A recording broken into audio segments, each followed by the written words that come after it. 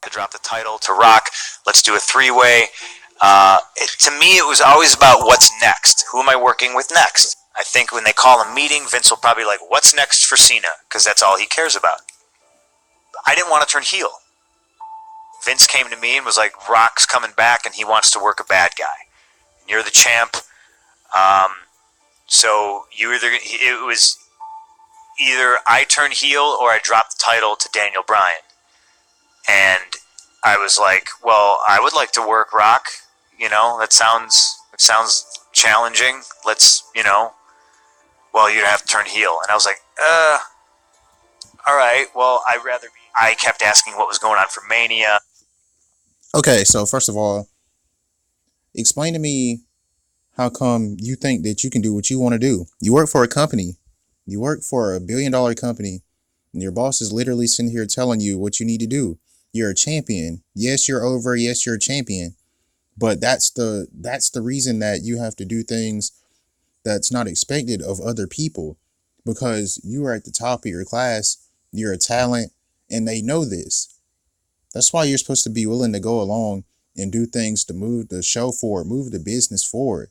Even whether it's a good or bad idea does not matter. That is your boss telling you that you need to do. You have one or two choices to make. Whether you agree does not matter. You're a champion. You're a face of a company, and you need to make a decision. Vince kept very disappointingly telling me that it was going to be the rematch between Cena and Rock, and I was just like, that's going to be awful. The Shield was my idea. What happened was, at the time, the head writer was Eric Pankowski. He called me up one day and he was like, okay, nobody knows you're going to turn heel, but we want to stick a stable with you. We want to give you Big Show as your heater. I immediately groaned. I love Show to death, but that's not a good idea. Why is that not a good idea? Give me some context. Give me some basis. Tell me why that's not a good idea. They wanted to put Daniel Bryan with me. I groaned. I said Daniel should be kept as far away from me as possible, because if anything, me and him should be like Brett and Shawn. You know what I mean? We can be far. That was your opinion. Have we never seen over? Look at the back. Look over history. Look over history. Have we never seen two guys that was over and had some star appeal or whatever, or was over in a sense? Have we not seen them work together and then end up going against each other and having like the feud of the year type of situation like that? Belt on the line or no belt on the line at all, period. Still had the feud of the year. Had the storyline of the year, whatever. Have we not seen it? Why was it a bad idea? Because that was your opinion. That's how you felt. You don't run the company. So I took the idea to Hunter, took it to Vince. They agreed. Vince was immediately like, who do you have in mind? And I said, Ambrose, Rollins, Chris Hero, or Cassius Ohno. Hunter shot down Hero. They wanted Roman Reigns. They came to me and they're like, what about Liaki? And I was like, wasn't my hill to die on. I said, sure, because it made sense to me. Oh, they want their guy in. He's the pretty guy. But that's good, because this guy can learn from working under me. The idea was they were supposed to be my group. Things fucking change. They like to take other people's ideas and make it their own idea and then tout how awesome that they are. So it then became Hunter's idea, and up until the pay-per-view, they were like, well, we were told we might not be with you. And I was like, well, I was... Who gives a fuck? As long as the check's clear, I wouldn't give a damn. You're paid, you're there to do a job. I wouldn't care at all. Okay, they took your idea, said it was their own, whatever. What else? We all gonna make money. At the end of the day, we all gonna make money. This whole entire time you're supposed to be with me, because the idea was they're with me. I pitched all that. They loved it. Things got changed. I didn't really care. Those three guys got called up. They're all doing fucking fantastic right now. Mazel tov to them. But I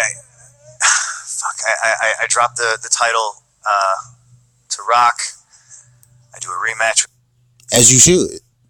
With Rock, and then it's WrestleMania, and I told him, like, I'm peacing out after this, like, because this is getting ridiculous, Oh, I disagree, Phil. You're going to be the hottest heel after WrestleMania. I was like, explain to me how losing to a 45-year-old man that wrestles once a year is going to make me the hottest heel in the world. Okay, I'll explain it to you, Phil. All right, it's the grand scheme of things. You got to look at it like that. Okay, you're the hottest heel. At least that's what they're projecting. They're projecting you to be the hottest heel because you just came out of a feud with the fucking Rock. Okay? And he leaves. You know, you in a feud with the Undertaker or whatever, you know. Doesn't matter. You're a heel. You're a white hot fucking heel. Part-timer leaves, you know, it's all on you. It's called a wave of momentum. You're riding the momentum. That's it. World. No disrespect. Explain to me how that works. Because I'm the one that's still going to be here the next day. You know, Rock. Exactly. That's the whole fucking point. You're going to be there the next day. That's for you. You're riding the wave. That's all that is. You're riding the wave and they're trying to propel the business up even more. That's what they're doing. That's what they're trying to do. But you can't see that. You don't see the big picture or anything. Beats me, Rock leaves. Undertaker beats me, Undertaker leaves. And I wrestled that fucking match with Taker with the biggest chip on my shoulder because I knew the match was going to be better than Brock and of course, you know where this is going. He's like, and then I need. Okay, so you telling me that you wrestled a match at WrestleMania with the Undertaker, which don't get me wrong, it was a good match, but okay, you did it out of spite. When what people should be thinking here is that you should have wanted to do that regardless. Whether you felt you got slighted or not has nothing to do with this. You should have put that match on regardless. Regardless if you was the happiest man in the world at that point set in time, you should have still put on the same caliber of match. Do it for the fans. Take pride in what you're doing. Do it for yourself. Do it for your fans. Do it for your company. You and Brock for SummerSlam, big headline match. And I said, great. And who's going over? And he goes, well, Brock. And I went, great. Who's going to be at work on Monday? And there's just silence on the end of the phone. And he goes, well, you. And I went, why? I said, do I get my rematch at the next pay-per-view? He goes, no. I said, when's Brock coming back? He said, probably the Royal Rumble. And I went, fucking hell. Okay, so I got to put over The Rock, and he goes away. I got to put over Taker, and he goes away. Now I'm putting over Brock, and he goes away. My stock. That's right. Look at the three people you just fucking named. Rock, Taker, Brock. I don't care how fucking over you thought you were or how over you are. It wasn't as over as any three of them. You didn't sell more than any three of them. They're legends. Even though at that time they weren't legends, but they were held in high esteem in the company. What is there hard to understand about this? You're the next guy up, or you was already the guy up. So they're expecting you to do things that other people wouldn't do. Your time will come. Is dropping rapidly in the eyes of the casual viewer who they care about. So if have we not seen people lose matches? Have we not seen guys at the top lose matches? Consecutive matches, back to back to back, and then still end up being popular or still keep their over status? Because you damn sure don't need a belt to be over. Facts will show you that. History will support that. So, what are you really saying? You were scared that you wouldn't be able to get back to the heights that you had reached because you lost three pay-per-views or whatever? Is that what you're saying?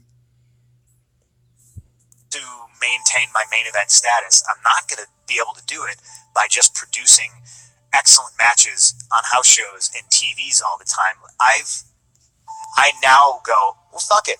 I want to be that guy. And Vince is like, well, no, I need you. The talent pool is really thin right now. And I went, tell Brock to work the fucking house shows. Poor fucking attitude. Poor fucking attitude. You can't be that guy because you're not them. You're not him. The first time Brock was on TV, ever since that moment, everybody wanted to see Brock Lesnar. Everybody wanted to know who this beast was, who this strong ass dude was. Like, I always remember, dude came out F5 Motherfucker with one leg to the steel post. Like, bro, I don't know. And then he just kept on doing it to more and more people. And I don't know how they were selling it, but it looked fucking incredible. And it was just something so simple. How many times we seen people get slammed into a pole or thrown into the steel post? It was so simple. But just by him doing that and being a beast and having the charisma and the appeal, it made people follow him. It made him over as fuck. That's not you. You're not that. So no, you can't be what he is. You can't do what he does. And this is, you know, a lot of people are going to be like, oh, he doesn't like Brock. Me and Brock get along fucking great, so shut up. But again, my hang up was WrestleMania main event. I guess I'm just going to have to do it again. I'll fucking work Jericho. We'll blow it out of the water. I'll do this stuff with Paul. It'll be fucking excellent. That can get me excited. I'll work Brock. We'll fucking steal the show. And then there's no way they can fucking deny. They can't, for the third, fourth year in a row, be like, no, this is Punk's year.